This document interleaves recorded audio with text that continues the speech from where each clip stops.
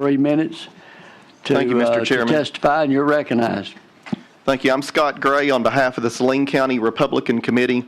As Republicans, we believe that all Americans should have an equal opportunity to succeed, regardless of race, nationality, origin, gender, or creed, and should be granted no special preferences based on these criteria. That's an exact quote from the Republican Party of Arkansas platform. SB71 seeks to accomplish exactly that, an equal opportunity without preferences.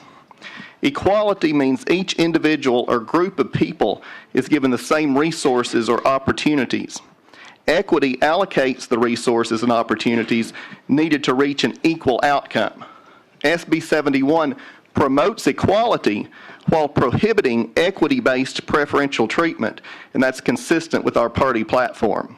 It simplifies state law, saves taxpayers money, and ends DEI programs which bog down schools, colleges, and state agencies with outdated, ineffective, and unnecessary requirements. The Saline Republicans commend Senator Sullivan and Representative Gonzalez for having the fortitude to sponsor this outstanding bill. Now's the time for House Republicans to join the Senate in ending state-sanctioned discrimination once and for all. Any questions from committee members? Seeing none, Mr. Gray, thank you for your testimony. Thank you. Also signed up to speak for the bill is Allison Gray. Mr. Gray, if you would, just have a seat at the end of the table, identify yourself to committee, and I'll remind you have 3 minutes to give your testimony, and you're recognized. My name is Allison Gray, and I appreciate the opportunity to speak today. The state of Arkansas has no business being in the diversity, equity, and inclusion business. Our current affirmative action programs promote hiring, teaching, and even permitting based on outdated guidelines that serve no purpose in 2023 other than to push a woke agenda and waste taxpayer dollars running these programs. A school, university, or state agency should seek only to recruit and retain the highest qualified employees, regardless of their race or gender. The Republican supermajority legislature should listen to your voters, follow your party platform, and pass SB71. Thank you for my time. Thank you, Ms. Gray. Any questions from committee members? Seeing none, thank you for your testimony. Thank you. My name is Lori Justice, and I'm speaking on behalf of myself. And I'm going to be very, very brief. I'm a mom of a student in the public higher education system, and I can tell you I don't care what color his teacher is. I don't care what sex his teacher is. I want the person that's going to teach him the material that he needs to learn. And as a taxpayer, paying taxes to the state, I want the person in the job who's going to do the best job. I don't care if it's a woman or a man, unless it's specific to a job. I don't care what color the person is. We need people who are going to do the job and do the job correctly. And I want to end with this. This is from an article. It says the legislation would then add a new section of Arkansas Code to prohibit discrimination, stating, quote, the state shall not discriminate against or grant preferential treatment to an individual or group on the basis of race, sex, color, ethnicity, or national origin in matters of state employment, public education, or state procurement. Isn't that the goal? Isn't that what we want? I ask for a yes vote on this bill. Thank you. Any questions from committee members? Seeing none, ma'am, thank you for your testimony for this committee. Also signed up to speak for the bill is Dane Justice. Mr. Justice, have a seat at the end of the table. Identify yourself to the committee. Remind you have 3 minutes. You're recognized to give your testimony. Hello, my name is Dane Justice. 27 years, U.S. Army retired. You know, when I joined the Army, we were all treated the same.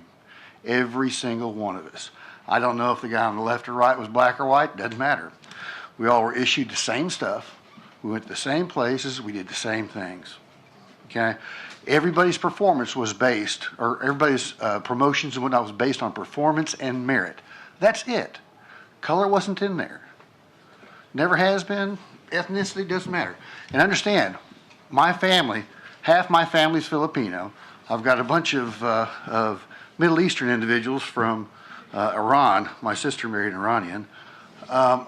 One of those Iranians married a Jewish person. My family reunions looked like the Rainbow Coalition. I think, and they believe, we all need to be treated the same. It doesn't matter what your ethnicity, your religion, your sex is. And when people deviate from that and they try to make a difference between people, there's going to be a difference between people. Treat everybody the same, the way you want to be treated. I read that in a book somewhere. So anyway, I'm also, by the way, for my person back here, a disabled veteran. So anyway, that's it. I would like a vote for this for all the right reasons. We all need to be treated the same. Any questions from committee members? Seeing none, thank you for your testimony here today. Robert Steinbach. Maybe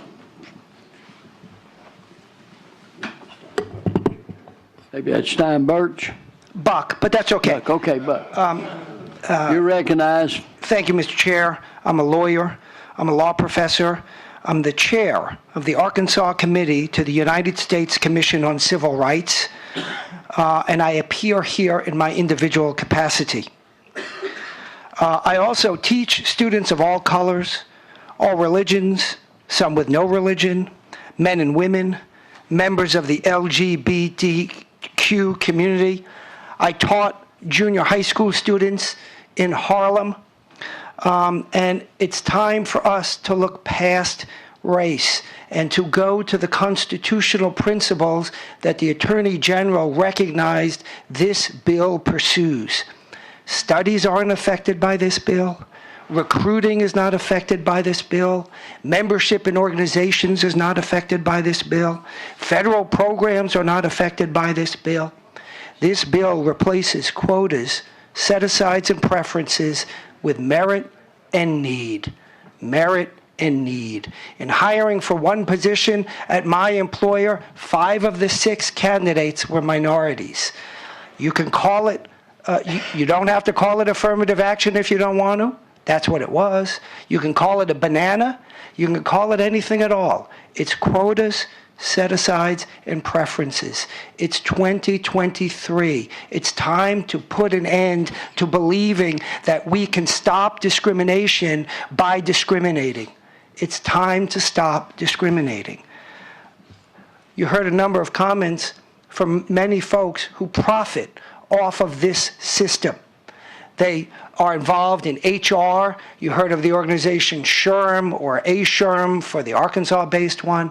These organizations profit from this system of churning, of DEI, of affirmative action. Those are 2 sides of the same coin. We need to restore equality for everybody, not equity. You heard some definitions of equity. Those were the definitions of equality. But if you look at the actual definitions of equity used by public institutions, they show a cartoon, and they show one person looking over a fence on 2 boxes, one person looking over a fence barely on 1 box, and one person looking over a fence with no boxes. And it says that's the current situation, but equity is we build up the number of boxes for all the people that look over the fence. Well, I don't know. When I'm hiring a teacher, I don't know what boxes they're standing on. I don't know what fences they're looking over. I want to hire the most qualified teachers. And finally, let me end with an important research that I've done. I've analyzed affirmative action in its use in admissions in law schools. And I can tell you, from the very large data set that I looked at. Mr. Steinbach, time's up. Yes, sir. Any questions from committee members? Seeing none, thank you for your testimony sir. here today. Yes, sir. Signed up to speak for the bill is Clint Lancaster. Mr. Lancaster, if you would, just have a seat at the end of the table, identify yourself to the committee. You have 3 minutes to recognize and give your testimony. Thank you. I'm Clint Lancaster. I'm here in my individual capacity. I'm also here to tell you that I'm a former United States Marine and I support this bill. There was a gentleman who wanted to talk to the white people. I want to talk to my fellow Americans. If you are an American, just like me, then I want to talk to you. In America, we have an economic system of capitalism. When you have an economic system, the legal system, the laws support the economy. What we have right now is a limitation on the economy. We limit free enterprise and the best and the brightest from running and taking care and making money, and instead we reallocate that along some other non-merit-based line. That is a socialist idea.